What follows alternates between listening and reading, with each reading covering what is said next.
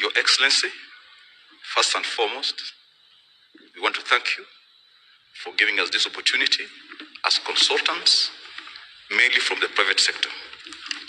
What we have seen in this program is something unprecedented. I may say that just before this program, of consultative firms were going through a lot of difficulties. But with the commencement of this program for the last 1.5 years, a lot has happened. Therefore, I will present our view as consultants, what has happened within the consultancy, and what has happened away from the consultancy as we get to the supervision and interaction with the construction site workers and contractors, subcontractors, suppliers. A lot of it has happened. So I'll try to give a view of the consultants and also our contribution in this and what we are playing. So first and foremost, within our consultancies, what has happened? Just like the speaker who was here had said, we are about 200 different disciplines that are involved from the private sector. If you try to work out the figures, we had about an average of about 2,000 people within each consultancy. Currently, when you say doubled, we have gone at least unemployed 2,000 more. Now, as we get to this internship program, and it's happening across the consultancies, in the year 2023-2024, our institutions of higher learning, the universities, produced about 8,000 graduates within the built environment. Out of this, we can confidently say we have also absorbed about 25% of that to assist us. But beyond that also, apart from the professionals, because of a lot of paperwork that we've gotten into, a lot of other things that you have to do, you could easily add another 500 of subordinate staff that you've employed, from the TIGAs, people who are managing our documentation and all that. So all in all, it's been positive, and we're very grateful. Now, looking forward from the consultancy, we think that it's a beginning of having mega consultancy firms in this country.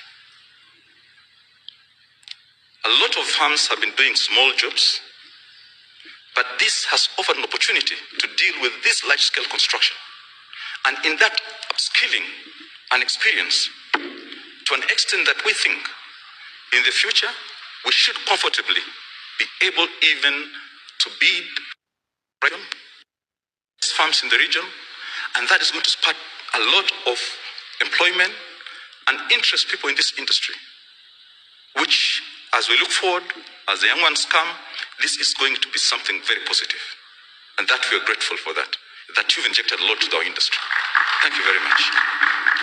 Now, let me get into what you've discussed, as P.S. Hinga had said, and what you've been looking at. When we came into this program, a lot of us didn't understand what is all this program about. It's an idea. But as usual, it will slowly evolve, and it has been evolving. And from public speaking, from reading newspapers, listening to radios, televisions, and all that, we knew that to do with employment when you're outside, and jobs, and that this what's going to happen. And you have kept on understanding as we went on ahead. So this program, I will talk about how it is transforming the employment within this country and how it's catalyzing employment. And this is what we have seen. It's no longer something theoretical. It is what we are witnessing. So first, it is an intervention that has impacted the whole value chain within the construction industry. Not only from consultancy, construction, it goes all the way up to suppliers, Mama Mboga, the artisans, the village, and all that. There's an impact based on that. Two, there is a focus, and I think as consultants, we talk so much about it, that with this program, we want to see the local content, we want to see skill development, and inclusive employment. So apart from upscaling the consultancy, it's also cascading down that you're upscaling everybody else down as all the way to the sites. Three, using technology. There'll be a lot of introduction of technology into construction through these programs. And through that, we'll maximize employment and have efficient systems that will result out of this program, and all within the employment sector. Now, we are also looking at sustainability. Sustainability is very important. This is not going to be a one-off thing. Once you train all these people within this sector, we are looking at sustainability. There's a lot that will happen.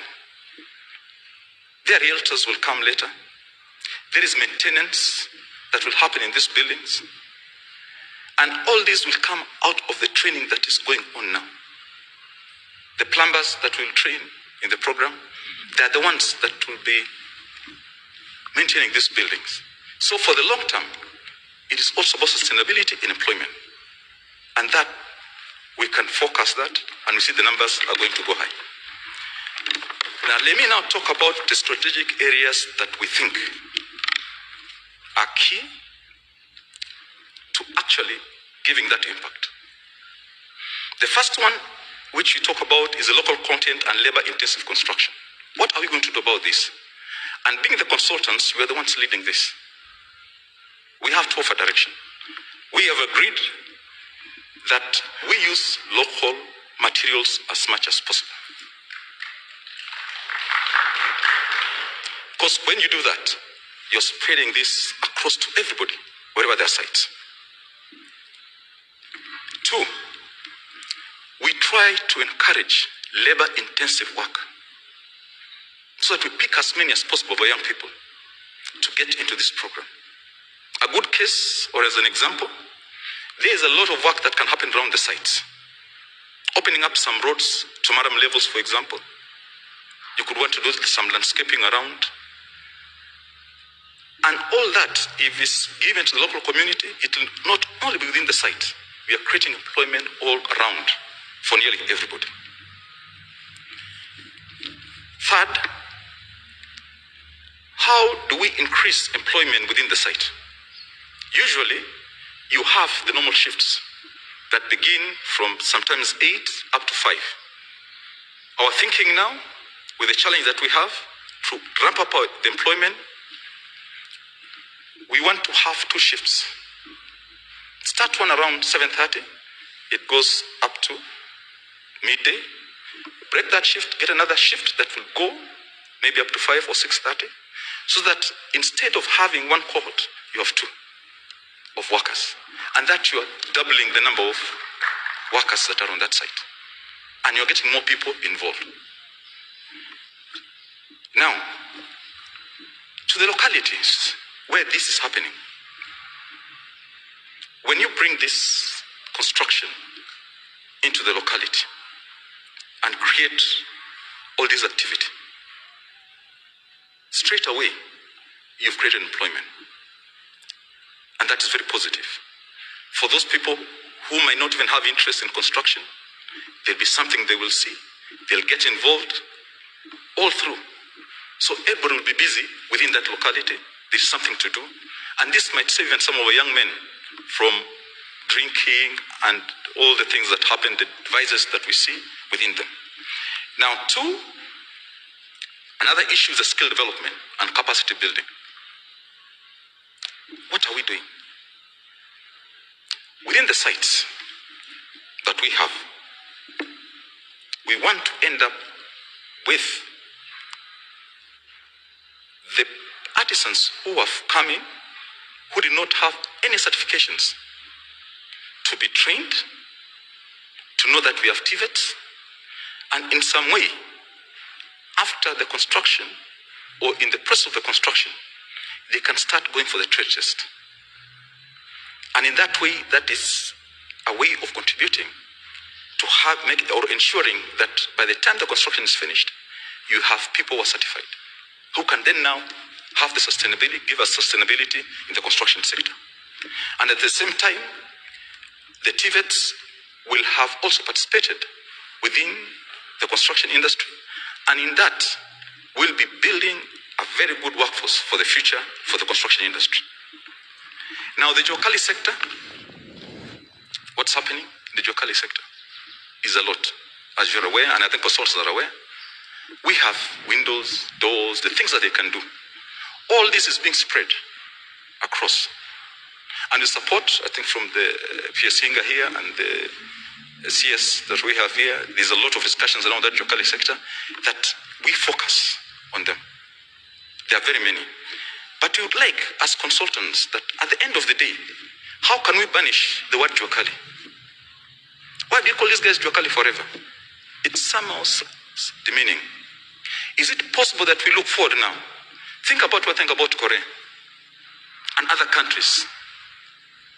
Let's have, if possible, create a different perspective and view of these guys. Not Jokali. Maybe upscale them, they become cottage industries.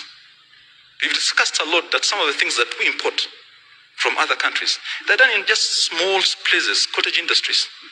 Why can't we do the same using this program? And in that also, we are going to create a lot of employment. They could even end up exporting some of the things that you'll manufacture. And we now remove it from Jokali. They become more formalized industries. Now, this also leads us to the policy and regulatory incentives. We are looking at encouraging firms, like we have said, to take more laborers all across. We give incentives to firms to consider gender balance and people with disabilities. They should not be left behind in this. Then MSMEs and informal sector integration. There could be policies that we can put in place, and I think that will just evolve. That when you have got these large private firms, we are also going to have more subcontractors. And once you have got more subcontractors, you have more employees. So as you grow the firms, you're also growing the base of that. The informal sector, inclusion in this program, that should be something that you are purposed to focus on throughout the program. So with these interventions that we are thinking, we believe we should get the numbers, we believe we'll get buy-ins, and we believe we'll have made an impact. And with all that, thank you, and we're very grateful.